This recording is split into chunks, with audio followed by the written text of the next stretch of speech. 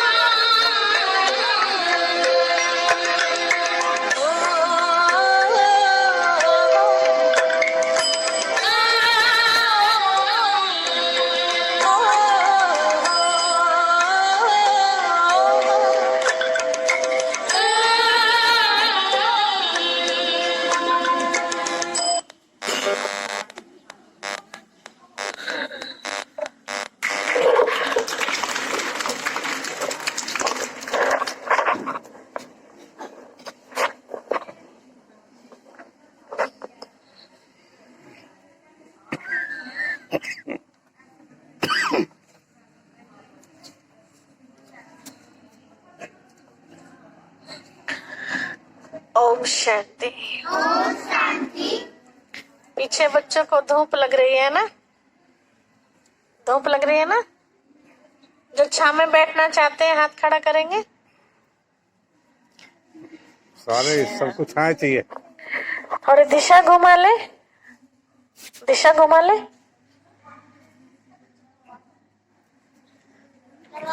क्यों?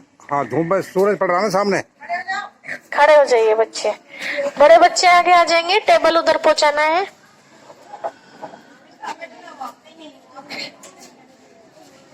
बच्चों को बोलिए टेबल इधर पहुंचा देंगे।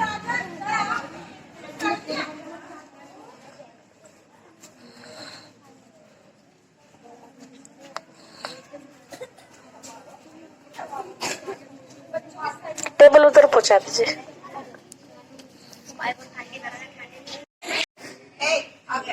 इसके बराबर हो। थोड़ा अपनी अपनी लाइन ऐसे करो। एक दूसरे की लाइन में मत जाओ। प्रिया, बेटा इधर आ। सीधे बैठ जाओ। बेटा सीधे हो, आगे हो। अभी नहीं बनाओ ना वीडियो। कैसे बच्चे हैं हम सब? अच्छे बच्चे हैं। अच्छे बच्चों की रिजल्ट आप सबने दिखा दी। कैसे होते हैं अच्छे बच्चे? अच्छे बच्चे लाइन अपने आप लगाते हैं या मैम को मेहनत करवानी पड़ती है? अपने आप लगाते हैं ना। और रोज लगवाई जाती है ना लाइन, है ना। फिर भी भूल जाते हैं, तो इसका मतलब हम सब ध्यान नहीं देते, है ना। एक छोटी सी बात हम आपको बताते हैं। सबसे अच्छे बच्चे किसको कहते हैं? सबसे अच्छे बच्चे देवताओं को कहते हैं, है ना। सबसे अच्छा बच्चा कौन था? श्री कृष्ण, है ना। श्री राम सबसे अच्छे बच्चे थे ना। श्री गणेश जी, श्री हनुमान जी, श्री कार्तिक जी अच्छे बच्चे थे ना। तो अच्छे बच्चे कैसे थे? तीन तरह के बच्चे होते हैं। एक होते हैं जो इशारे से समझने वाले बच्चे होते हैं। इशारे से समझना मतलब थोड़ा सा उनको बताया और उनको समझ में आ गया कि हमें क्या करना है। तो जो बच्चे इशारे से समझ जाते हैं उनको देवता कहते हैं। समझ रहे बच्चे? किधर ध्यान है? क्या कहते हैं? इशारे से समझने वाले बच्चों को देवता कहते हैं। जो बच्चे कहने से समझे उसको इंसान कहते हैं। जो बच्चे कहने के बाद समझे उसे क्या कहते हैं? इंसान कहते हैं। और जो कहने के बाद भी ना समझे उसे क्या कहेंगे? हाँ, मूर्ख कहेंगे, है ना। उसे राक्षसों की लाइन में कहेंगे। राक्षस समझता नहीं ना बात को, अपनी जिद पर अड़ा रहता है ना। जो उसे अच्छा लगता है वही करता है, उसे चाहे कोई कितना भी समझाए। जैसे रावण कौन था? रावण कौन था? राक्षस था, है ना। कितना बड़ा राक्षस था वो। कितना उसको समझाया सबने कि भाई ऐसा ना करो, ऐसा ना करो, ऐसा ना करो, लेकिन उसने वही काम करके दिखाया जो सबने उसको मना किया था। तो बाद में क्या हुआ? उसकी हार हुई या जीत हुई? हार हुई। और हार भी कैसी हुई? पूरा का पूरा परिवार उसने खत्म करवा दिया। तो फायदा हुआ या नुकसान हुआ? नुकसान। इसीलिए हमें जो कोई भी अच्छी बात बताते हैं तो उसे हमें हाजी कर लेनी चाहिए, है ना। उसमें हमारा भी फायदा है और हमारे परिवार वालों का भी फायदा है। तो आज हम आपको एक अनोखी बात सुनाने जा रहे हैं। पहले की सारी बातें याद हैं? रिपीट करें थोड़ा थोड़ा। हम कौन हैं? आत्मा। आत्मा कहाँ रहती है? मस्तक के बीच में। आत्मा इस धरती पर कहाँ से आई है? क्या नाम है ऊपर का? वो परम धाम। अरे वाह, बच्चों को तो याद है। अच्छा, हम सबके पिता कौन है? परम पिता शिव परमात्मा, उन्हें प्यार से हम सब क्या कहते हैं? शिव बाबा। शिव बाबा कैसे हैं? देखने में कैसे हैं? कैसे?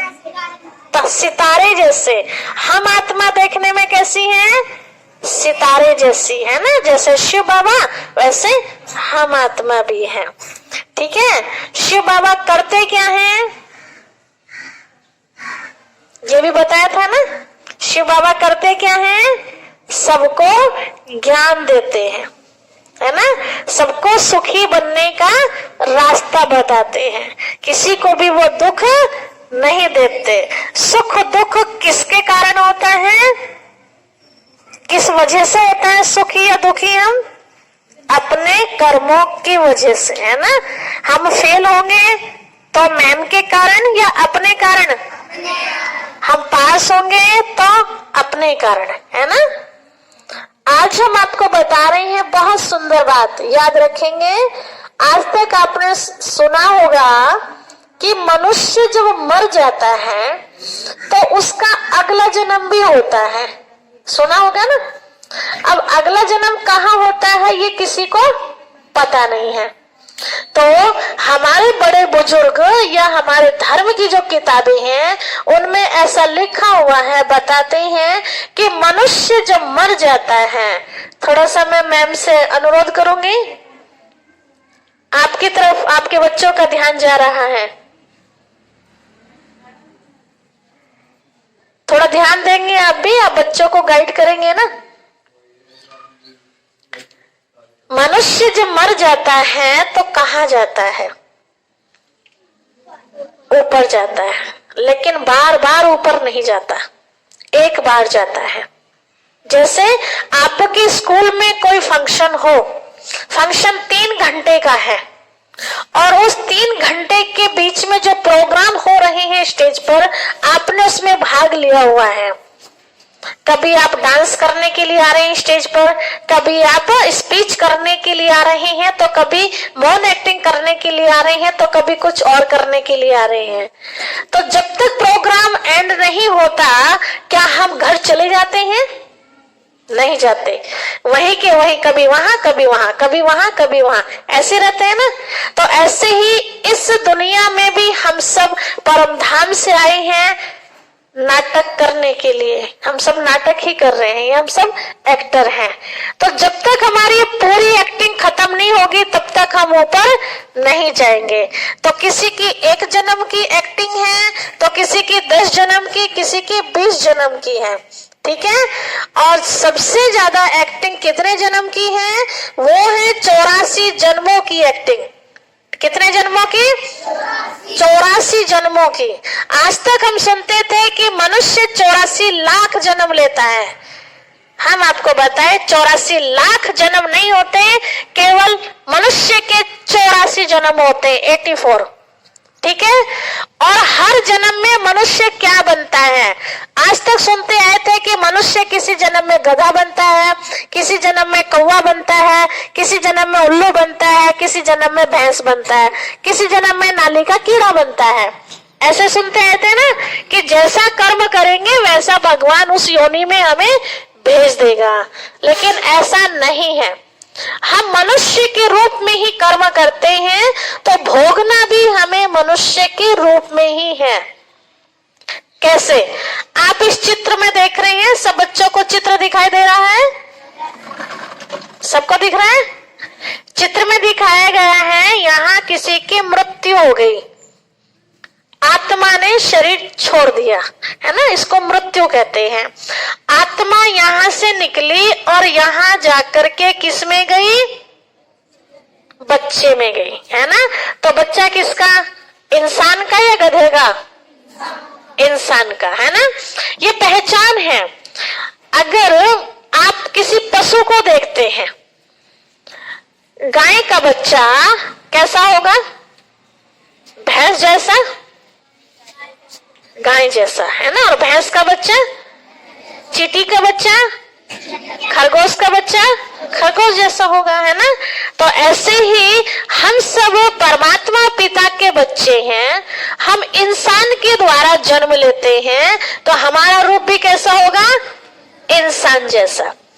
अब जब हम सुनते हैं कि मनुष्य जैसा काम करता है वैसा उसको जन्म मिलता है। देखिए, मनुष्य को जन्म तो मनुष्य का ही मिलता है, शक्ल मनुष्य की मिलती है, लेकिन अकल उसे जीव जंतु की मिल जाती है। कैसे? मनुष्य होकर के भी वो जानवर की लाइन में आ जाता है। ध्यान देंगे बच्चे।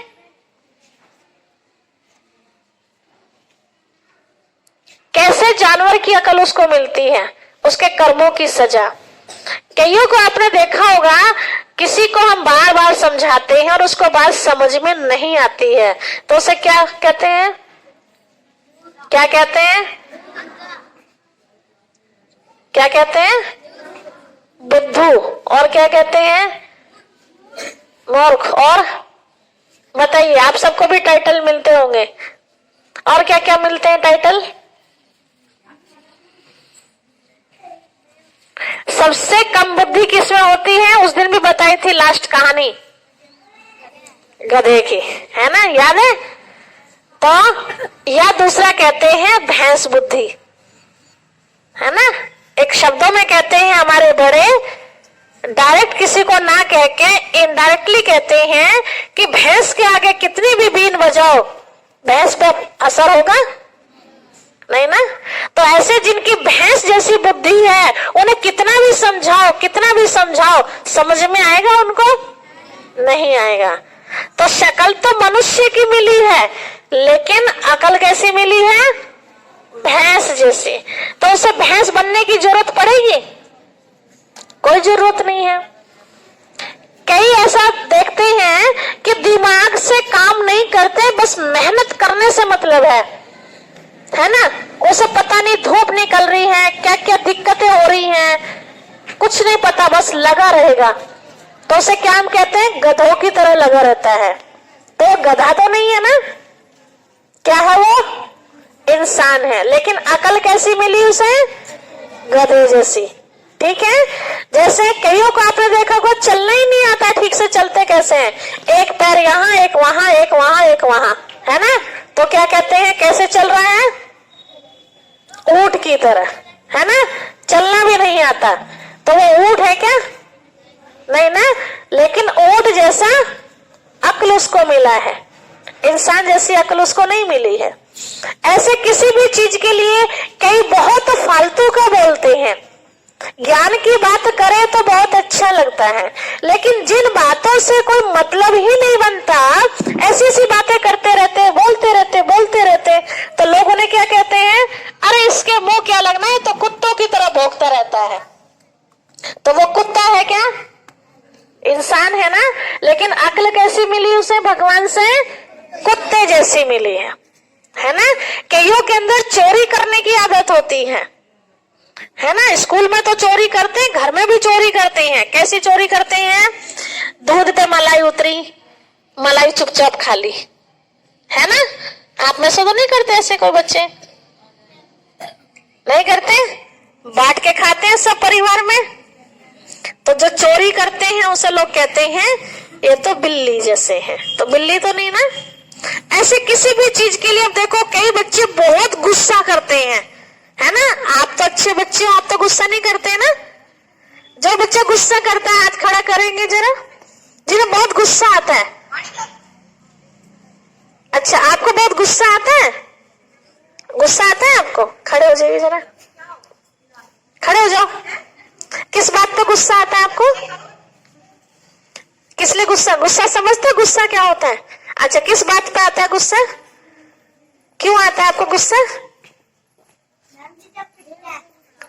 जब मैम पीटती है तब गुस्सा आता है, हैं? अच्छा, और जब घर पिताजी पीटते हैं, और जब मम्मी पीटती है तब नहीं आता? तब नहीं आता? अच्छा जी, मैम पीटती है तो गुस्सा आता है। मैम क्यों पीटती है? गलती करते हैं ना, तभी तो पीटती है ना। तो गलती नहीं करेंगे तो पिटाई भी नहीं होगी। तो जो गुस्सा करते हैं छोटी छोटी बातों में, है ना, समझते नहीं है, नाराज हो जाते हैं, चीजों को फेंकना शुरू कर देते हैं।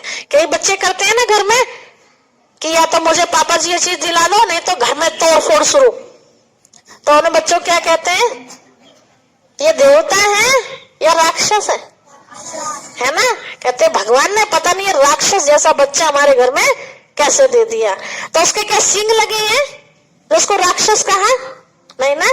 एक दूसरा ही उसका भाई या बहन बहुत अच्छा है, हर बात में हाँ जी, जो मिल गया हाँ जी, नाराज नहीं होता है, तो उसे क्या कहते हैं, ये तो हमारे घर में देवता पैदा हुआ है। तो जिसको देवता कहा उसके कोई 4 हाथ लगे हैं क्या? नहीं ना। उसके भी 2 हाथ, हमारे भी 2 हाथ, लेकिन एक को राक्षस कहा और एक को देवता कहा, है ना। तो कौन सा अच्छा है? देवता, है ना। तो उसे देवता जैसी अक्ल मिली और उसको राक्षस जैसी अक्ल मिली। या कहते हैं बंदर की तरह ये तो खाने को आता है, तो बंदर तो नहीं है तो इंसान ना। या कहते हैं शेर की तरह धारता है, तो इसे तो शांति है ही नहीं, तो शेर तो नहीं है ना। तो किसी भी जन्म में मनुष्य जीव जंतु नहीं बनता है, मनुष्य का शरीर छोड़ा जाकर के फिर मनुष्य ही बनता है। अब आप कहेंगे फिर कर्मों का फल कैसे मिलता है? कर्मों का फल हमें मनुष्य के रूप में मिलता है। आप देखते हैं कितने बच्चे अंधे पैदा होते हैं ना, बचपन से ही आंख ही नहीं है उनको। कितने बच्चे बहरे पैदा होते हैं, कितने गूंगे पैदा होते हैं, कितने और अपाहिज पैदा होते हैं, कितने सारे अंग ठीक हैं लेकिन दिमाग नहीं है उन बच्चों में। तो ये कर्मों की सजा नहीं है, सजा नहीं है, ये सजा ही तो है ना। एक ही क्लास में पढ़ने वाला बच्चा, एक ही मैम से पढ़ने वाला और वही किताबें पढ़ने वाला, एक बच्चा फर्स्ट आ रहा है और एक बच्चा 0/0 आ रहा है। अब इसे क्या कहेंगे? मेहनत मैम दोनों के साथ बराबर कर रही है, तो ये उसके कर्मों की सजा है। पिछले जन्म में उसने बहुत अच्छा किसी को शिक्षा का दान करा होगा, तो भगवान ने उसको दिमाग अच्छा दिया, और उसने नहीं किया होगा तो उसको दिमाग नहीं मिला। जैसी चीज का हम दान करते हैं वैसा हमें अगले जन्म में मिलता है, ठीक है। इसीलिए आप सबके पास जो शिक्षा है आप उसको दूसरे को देने की कोशिश किया करो, ठीक है। आपका दिमाग और तेज हो जाएगा, फ्री में तेज हो जाएगा, ठीक है। तो इंसान ही बनता है। वो 84 जन्म कौन से हैं मनुष्य के? आप इस चित्र में देख रहे हैं, चित्र में दिखाया है भारत के उत्थान और पतन की कहानी। मतलब हम जिस देश में रह रहे हैं ये देश कैसा था पहले और आज कैसा बन चुका है। हमारा भारत देश सोने की चिड़िया कहलाता था, सुनते हैं सभी। तो सोने की चिड़िया का मतलब वहां सोना इतना बेहद था। आज हम ईंटों के मकानों में रहते हैं, पत्थर के मकान में, ये सब सोने के मकान थे। और आज कईयों के पास तो मिट्टी का भी मकान नहीं है, बेचारे किराए पर रहते हैं, है ना। तो कितनी हालत खराब हो गई है। जब भारत सोने की चिड़िया था तो वहां आपस में बहुत प्यार था, उसको सतयुग कहते थे। वहां शेर और गाय एक घाट पर पानी पीते थे। घाट समझते हैं? घाट समझते हैं? तो बहुत सारा पानी भरा होता है, उसको घाट कहते हैं ना, या नदी के किनारे को घाट कहते हैं। एक साथ पानी पीते थे। और आज शेर और गाय की तो बात बहुत दूर की है, भाई भाई के घर का भी कितने लोग पानी नहीं पीते। एक थाली में खाने की बात तो बहुत दूर की हो गई है ना। आपस में सगी बहनों का प्यार नहीं रहा, सगे भाइयों का प्यार नहीं रहा। तो ऐसा कलयुग अब धरा पर आ चुका है। अब इस कलयुग को खत्म करके शिव बाबा वापस सतयुग में ले जाने के लिए हम बच्चों को ये शिक्षा दे रहे हैं। तो ये सतयुग दिखाया है, यहाँ त्रेता, द्वापर, कलयुग, ठीक है। आज तक आपने 4 युग सुने, लेकिन एक 5वां युग भी आता है, संगम युग। संगम मतलब मिलन, आत्मा और परमात्मा के मिलन का अब समय चल रहा है। हम सबके कर्मों को सुधारने का समय चल रहा है, ठीक है। तो अब सतयुग में अगर जाना है तो सतयुग की भर्ती का टाइम चल रहा है। चलेंगे सतयुग में, जहां घी दूध की नदियां बहती है, किसी चीज की कोई कमी नहीं होती, कभी कोई लड़ाई झगड़ा, पुलिस, कोर्ट कचहरी कुछ नहीं होता। वहां मौज ही मौज रहती है। हर किसी के पास उड़न खटोला होगा उड़ने के लिए। यहाँ कईयों के पास साइकिल भी नहीं होती है ना। तो ऐसी अच्छी दुनिया में चलने के लिए अब भर्ती चल रही है। हाथ खड़ा करेंगे जो भर्ती करेंगे अपने आप को। देखो छोटे बच्चे चलने के लिए तैयार है, बड़ों को नहीं जाना, बड़ों को नहीं जाना सतयुग में। सतयुग का अर्थ बता दो, जहाँ देवता रहते हैं सारे। अभी बताया ना सतयुग किसे कहते हैं। उस अच्छी दुनिया को कहते हैं जहां आपस में बहुत प्यार होता है। जहां आपस में प्यार नहीं होता उसे कलयुग कहते हैं। ठीक है, कलयुग मतलब जहां कलह कलेश, लड़ाई झगड़ा, मार पीट, दुख परेशानियां, चोरी चकारी, है ना, आफतें जिस समय हो उसे कलयुग कहते हैं। तब चारों तरफ आफत आफत ही तो दिखाई दे रही है, वहां आफत नहीं होगी। आपके घर में दो घर, एक चाचा जी का घर है और एक आपका अपना घर है। चाचा जी के घर में बहुत प्यार मिलता है चाचा जी के बच्चों को, हर उनकी ख्वाहिश पूरी की जाती हो, और आपके घर में वो चीज नहीं है। तो कौन सा घर अच्छा लगेगा, कौन सा घर अच्छा लगेगा? चाचा जी का अच्छा लगेगा, है ना, कि चाचा जी के बच्चों को देखो सारी चीज मिल जाती जो भी मांगते हैं। तो ऐसे जो सतयुग होगा वहां सारी चीज हमें मिलेगी जो भी हमें चाहिएंगे, और आज वो चीज हमें नहीं मिलती है। ठीक है, तो ये है खराब युग और वो है अच्छा युग। ठीक है, तो ये हमारे 84 जन्मों की कहानी है। जब हम धरती पर उतरते हैं तो पहले 8 जन्म लेते हैं, फिर दूसरे युग में 12 जन्म लेते हैं, फिर तीसरे युग में 21 जन्म लेते हैं, फिर चौथे युग में 42 जन्म लेते हैं, और एक जन्म अब हमारा लास्ट में होता है।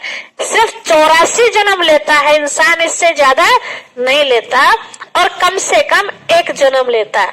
जो धरती पर सबसे पहले आते हैं उनके 84 जन्म, और जो धरती पर सबसे लास्ट में आते हैं जब ये सृष्टि पर नाटक खत्म होने वाला होता है उसका एक जन्म होता है। ठीक है, तो अगर सतयुग में चलना है तो बड़ों की बात हमें माननी होगी, है ना। बड़ों की कौन सी बात माननी? बड़े वो भी हैं जो हमें चोरी करना सिखाते हैं, है ना, और बड़े वो भी हैं जो हमें चोरी करने के लिए मना करते हैं। तो बड़ा किसे कहेंगे? जो सिखाते हैं उसे, या जो मना करते हैं उसे? जो मना करते हैं, है ना। वो शरीर से बड़े हैं लेकिन दिमाग से छोटे हैं, जो दूसरों को गलत काम करना सिखाते हैं, है ना। जो अच्छा काम करना सिखाते हैं वो भले उम्र में कम है, शरीर में छोटे हैं, लेकिन दिमाग में वो बड़े हैं। तो कैसा बनना है हम सबको? बड़े बच्चे बनना है, क्योंकि हम सब किसके? बड़े बाप के बच्चे हैं। सबसे बड़ा बाप कौन है? परमात्मा पिता, है ना। तो हम उसके बच्चे हैं। ठीक है, तो इतना सिर्फ आज याद रखेंगे हम सब कि हम पिछले जन्म में भी इंसान थे, आज भी इंसान हैं, और दूसरा जन्म हम जब लेंगे तब भी हम इंसान ही बनेंगे, जीव जंतु नहीं बनेंगे। ठीक है, आप अगर आम का पेड़ लगाते हैं तो क्या निकलेगा? आम, अमरूद तो नहीं निकलेगा ना। अमरूद लगाएंगे तो अंगूर निकलेगा? नहीं, क्या निकलेगा? अमरूद ही निकलेगा। ठीक है, कोई आपसे पूछे ना, आज घर में जाके बताना ये बात कि आज हमें ये सीखने को मिला कि हर जन्म में मनुष्य मनुष्य ही बनता है। ठीक है, और कोई आपसे पूछे पाप करोगे तो क्या बनोगे, तो बोला तो भी मनुष्य ही बनेंगे। अगर हम हाथ से किसी का बुरा करेंगे तो अगले जन्म में हाथ हमारा कैसा हाथ होगा, लेकिन कैसा होगा? बेकार, लूला, कुछ नहीं कर पाओगे। ठीक है, अगर किसी को लात मारी तो लात तो मिलेगी, टांग तो मिलेगी, लेकिन कैसी टांग मिलेगी? देखा ना कितनों को कैसे चलते हैं, है ना। किसी की टांग तोड़ी तो क्या होगा अगले जन्म में? घिसड़ घिसड़ के चलेंगे। देखते हैं ना कितने ऐसे होते हैं। किसी के कान पे मारा तो बहरे पैदा होंगे हम। ठीक है, किसी की नुकसान पहुंचाया तो अंधे होंगे या काणे होंगे, ठीक है। ऐसे किसी को जो भी हम दुख देंगे तो हमें वैसी ही सजा मिलेगी। तो चाहते हैं कोई ऐसा हमारा जन्म हो? नहीं चाहते ना। किसी की चोरी की तो अगले जन्म में भिखारी के घर में जन्म लेंगे, ध्यान रखना। किसी की थोड़ी सी भी रबड़ चुरा ली, पेंसिल चुरा ली, कुछ भी, अगले जन्म में भिखारी के घर में जाना होगा। मंजूर है? भिखारी के घर में जन्म लेंगे या राजा के घर में? जो कहते हैं हम राजा के घर में जन्म लेंगे अगले जन्म में, हाथ खड़ा करो। सब राजा के घर में जाएंगे। तो राजा के घर में जाने के लिए क्या करना पड़ेगा? अगर किसी के पास पेंसिल नहीं है, वो भूल गया घर से लाना, तो अपनी पेंसिल उसको दे देंगे काम करने के लिए, है ना, कि भाई तुम कर लो, फिर काम करके मुझे दे देना, ठीक है। तो राजा दान करता है ना, तो हमें भी क्या करना है? दान करना है, लेकिन हमेशा के लिए नहीं।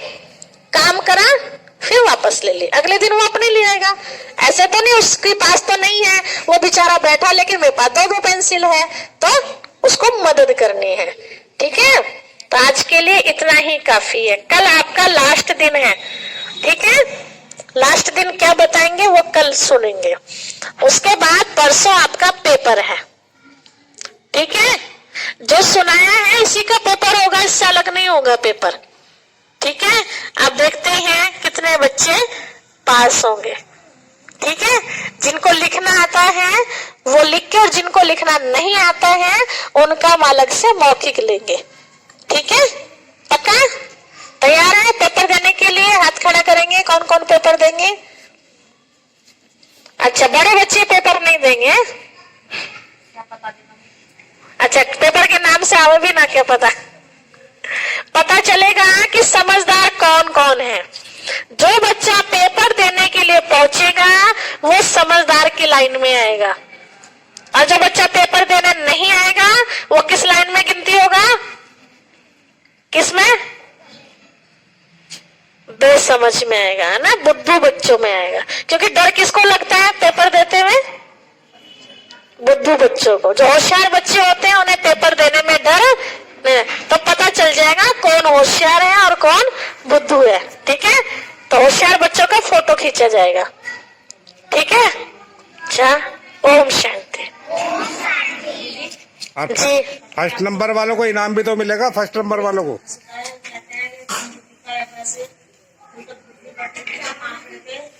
पीछे खड़े थे। फर्स्ट नंबर वालों को जी।